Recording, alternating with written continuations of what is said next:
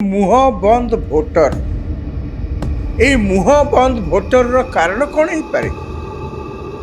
60 रु 70 भाग लोक किछि कहवाकू नाराज। अनेक वर्ष पर प्रथम थर पर पश्चिम बंग में भयमुक्त निर्वाचन होइछि। 21 निर्वाचन पर समय पर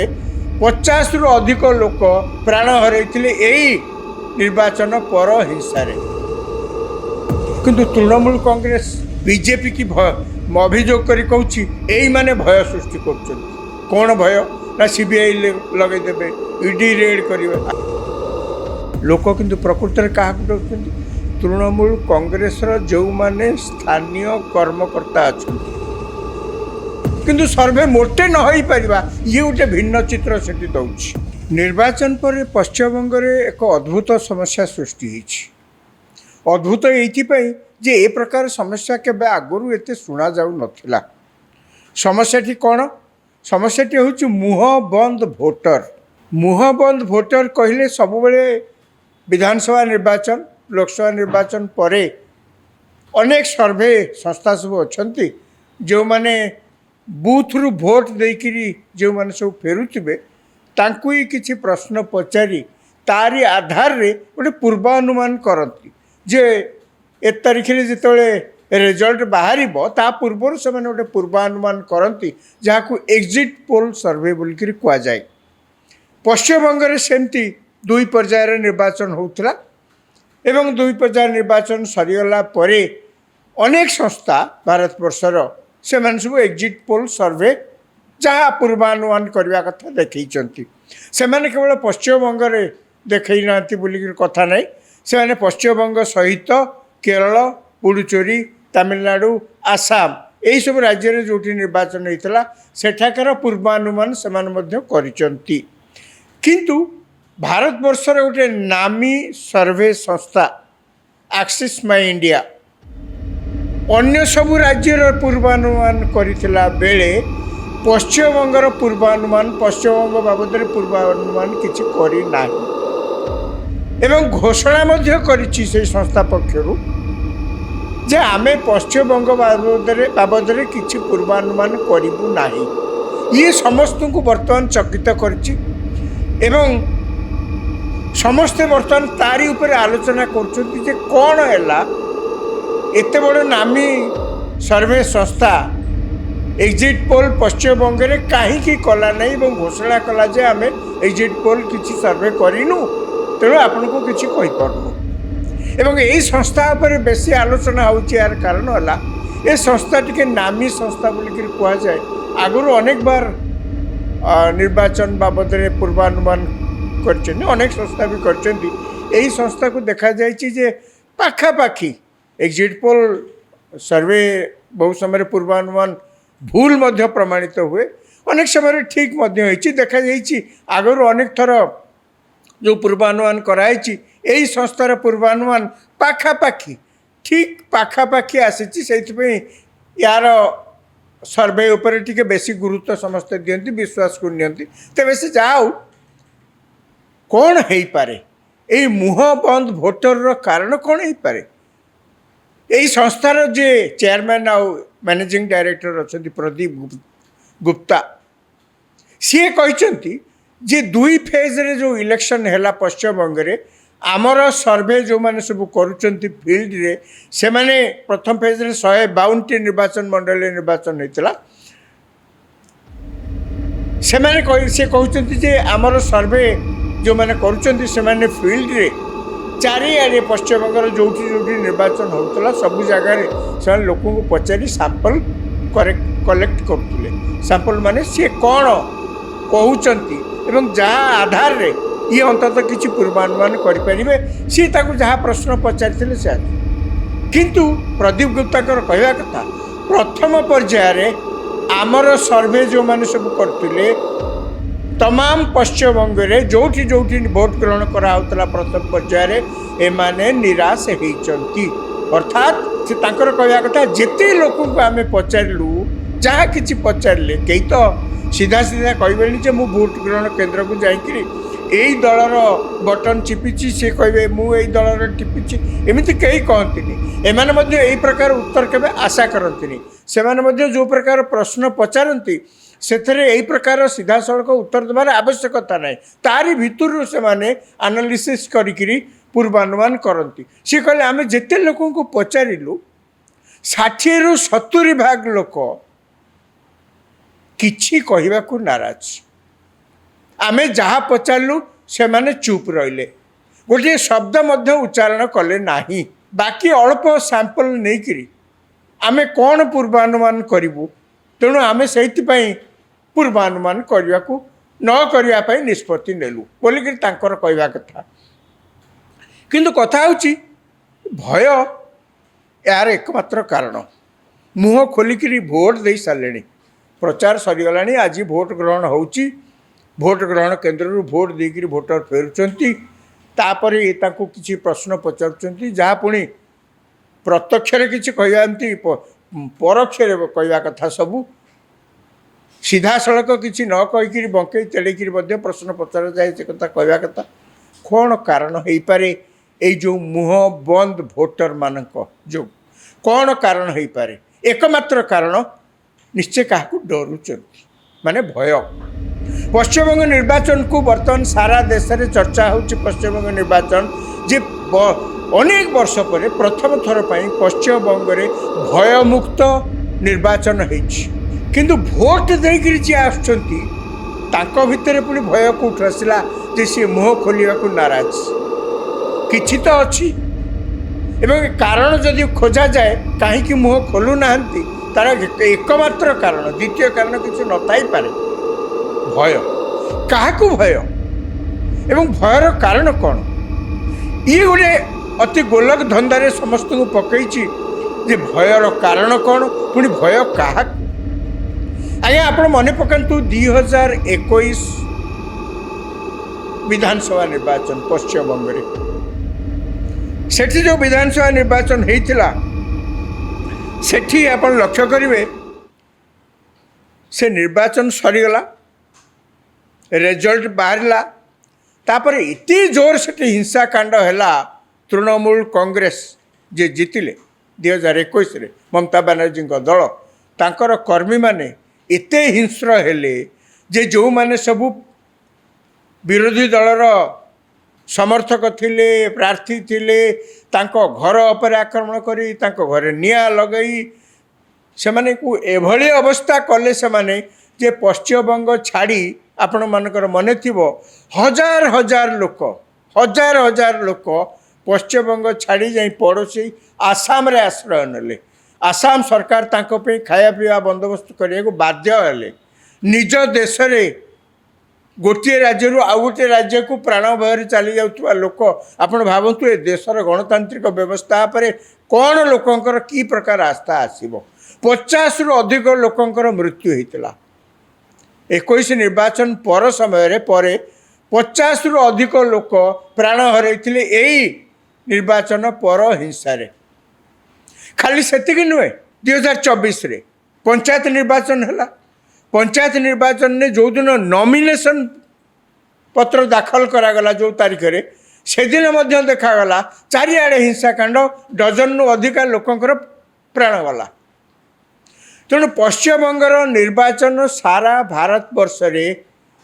बिना हिंसा रे एपर्यंत हेई नथिला एई थरक प्रथम थर पई कौन सी प्रकार हिंसाकांड नही काँ भा कोठी कौन जगह छाड़देले होता बेले यही लोकंकर भय कहीं ना इलेक्शन रिजल्ट आमे जहाँ कहबू जदि पुणी से तृणमूल कांग्रेस क्षमता को फेरे आम अवस्था जहाँ हम से तो आम पिठरे कि पड़े तेणु सबुठु श्रेयस्कर कथा सबुठु उत्तम कथा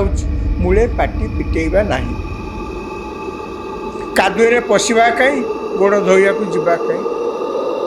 से मन भीतर ये भय अच्छी जे जदि काली सकाल 4 तारिख रे रिजल्ट बाहरला परे तृणमूल कांग्रेस क्षमता को फेरला परे समान दशा जे ताकर न हो किए कहब द्वितीय कथा होची तृणमूल कांग्रेस नेता मध्य जहाँ मीडिया प्रकाशित हो प्रकाशर धमकई जे मन रखु लोकंर मूड देखी बोधे कौटी कौन बदली जापे एथरक कौन कौन रिजल्ट बदली जापे क्षमता चल जापे तेणु सी खोला खोल अनुमान कहले भूली जाओ ना आमे क्षमता को पुणी फेरुछु मैंने ये प्रकार वाक्यर माने धमकाउछंती भूली जाओ ना आमे क्षमता को फेरुछु तेणु यही सब कथा को भावी से माने संपूर्ण मौन व्रत अवलंबन करने को बाध्य होइछंती तांकर आउ किछि उपाय नाही किंतु कथा होछि ए भय केतोटी स्तर रे आसुछि गोटे तो तृणमूल कांग्रेस निश्चित भाव में किंतु तृणमूल कांग्रेस बीजेपी की अभियोग कर कहूँ यही माने भय सृष्टि कर कौन भय ना सीबीआई लगेदेवे ईडी रेड करेंगे आज्ञा साधारण लोक घरे गाँ गंडारे कौटी सीबीआई ईडी एमती लार्ज स्केल सब रेड करे एमती तो कौन सागर केवे शुणा जाए ना किंतु तृणमूल कांग्रेस नेता माने ए प्रकार अभियोग कहते जे क्या आ लोक डरुंच गोटे तो है बीजेपी विरुद्ध में जो अभियोग कुआड़े लोक डरुंच तृणमूल कांग्रेस कहते लोक किंतु प्रकृत में क्या डरुंच तृणमूल कांग्रेस जो माने स्थानीय कर्मकर्ता अच्छा कहीं डरुंच ना से हाथ में अनेक समय चाबिकाठी विभिन्न लोक को जो डरुंच ता भितर से ना सबुठ आगे कौन ना ममता बनर्जी जो 1500 टंका दौरान महिला मानक साहाय्य 1000 टंका दौले निर्वाचन अल्प किछि मास पूर्व तो 1500 टंका कर मैंने गाँ स्तर में जो मैंने सब कर्मी अच्छा दलर से रेकमेंडेशन ने अनेक समय यहाँ दि जाए यहाँ समस्ते जानते आमर जमी ओडिशा रे आमे देखू प्रधानमंत्री आवास योजना कौन एमती जी ना सी दस्तखत पकईदे हो मिल जाऊँ गरीब लोक सी भी मिलूनी सी जाकरी शासक दलर किए जड़े लोक चिन्हा पचे सी जाकरी वीडियो को अनुरोध करी कहे एमती टे धराधरी करके गले मिले से भी से अवस्था तेणु एम भय जदि आम मुँह खोली कौन गोटे कहीदेलु से फल उल्टा है ताले ये जो महाशय जरिए साहाय्य आम 1500 टंका पाचु से कटिज से निर्वाचन आगुरी धमकई जे किसी एकड़ सकड़ तुम्हें भोट देले आम तुम ना काटिदेबू जहाँ ओडिशा रे हुए ओडिशा रे निर्वाचन समय आम देखीचु खाली से नुहे आउ गोटे स्तर लोक से भयभीत प्रथमतः साधारण लोक भयभीत काले आसाम भाया परिस्थिति सृष्टि हम आम जा शरण नाक पड़ो द्वितीय से भय तांकर कहीं आम जदिबा किसी कहू ना कटिज 1500 टंका पाइबार किसी ना अनेक सेल्फ हेल्प ग्रुप्र महिला अच्छा से माने तो सबुठ बेसी डर तांकर आउ गोटे श्रेणी लोक अच्छा से किए ना जो मैंने सब गाँ गंडारे विभिन्न काम करती छोटिया छोटिया कंट्राक्ट नहीं से भय ये आम कहले आमको जहाँ टे कौट सुविधार किसी काम दाम मिलूला पश्चिमबंग में आपण किसी रास्ता काम हो कि अन्य कौन कंट्राक्टर काम हो बा जदि आपण किसी करने को चाहती एपरिक निज टंका खर्च करी आपण किसी करने को चाहती निजे टंका खर्च कर गोटे दुकान टे करा चाहिए जदि सेठिकार जो महाशय मैंने थे तृणमूल सहित जो मैंने जड़ित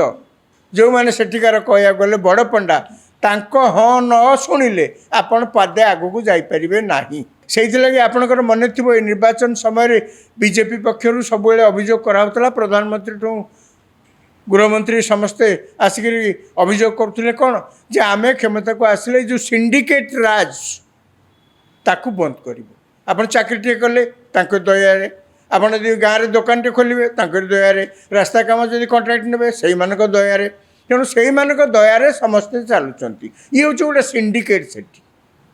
तेणु लोक डरुंच तेणु कह गले 3 स्तर लोक डरुंच एवं समस्त मन भितर से ही अच्छी 2021 भूत समस्त मन भितर अच्छी तेणु से निष्पत्ति नहीं आज्ञा आमे से सर्वे କ'ଣ ହେବ ନ ହେବ ଆପଣ କ'ଣ ପୂର୍ବାନୁମାନ କରିଛନ୍ତି, ଯାହା ଆପଣଙ୍କର ଇଚ୍ଛା ପୂର୍ବାନୁମାନ କରନ୍ତୁ, ଆମେ କିନ୍ତୁ ମୁହଁ ଖୋଲିବାର ନାହିଁ। ଖାଲି ସେତିକି ନୁହେଁ, ଯାହା ମୁଁ କହିଲି, ଏହିସବୁ ଲୋକମାନେ ବର୍ତ୍ତମାନ ଆଉ ଗୋଟିଏ ଶ୍ରେଣୀର ଲୋକ ଅଛନ୍ତି ଯେଉଁମାନେ ବେଶୀ ଡରୁଛନ୍ତି। ସେମାନେ ହେଉଛନ୍ତି ସଂଖ୍ୟାଲଘୁ ସମ୍ପ୍ରଦାୟ।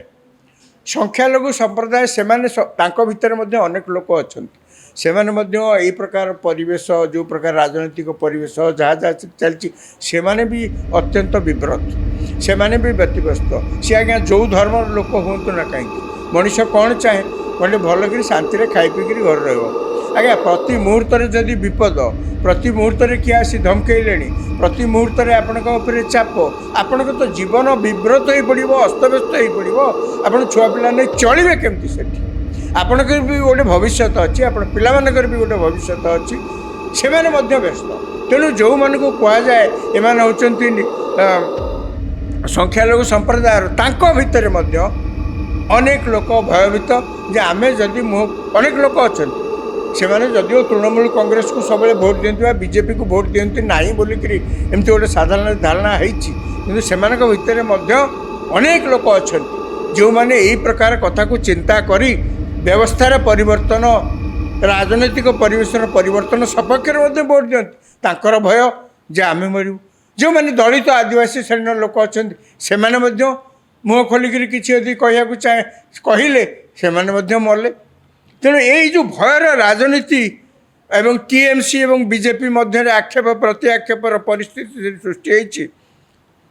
ଇତିହାସ ଏଥିରୁ କ'ଣ କହୁଛି? ଯେତେବେଳେ ଭୋଟରମାନେ ମୌନବ୍ରତ ଅବଲମ୍ବନ କରନ୍ତି, କୌଣସି ପ୍ରକାର କଥା କହିବାକୁ ରାଜି ହୁଅନ୍ତି ନାହିଁ, ସେଠି କ'ଣ ହୁଏ? 2021ରେ କହିବାକୁ ଗଲେ ଏକ୍ଜିଟ୍ ପୋଲ୍ କ'ଣ ସର୍ଭେ କରିଥିଲା କ'ଣ ନାହିଁ ଆମକୁ ତ ଜଣା ନାହିଁ, କିନ୍ତୁ 2021ରେ ଟିଏମ୍ସି ଜିତିବ ବୋଲିକିରି କହୁନଥିଲେ, ମ୍ୟାକ୍ସିମମ୍ କହିକିରି କହୁଥିଲେ ହଙ୍ଗ ଆସେମ୍ବଲି ହେବ ଏବଂ ଭୋଟର ମଧ୍ୟ ପରିବର୍ତ୍ତନ ଚାହାନ୍ତି ଇତ୍ୟାଦି ଇତ୍ୟାଦି କହୁଥିଲେ। କିନ୍ତୁ ମମତା ବାନାର୍ଜୀ ବହୁତ ଆସନରେ ଜିତି,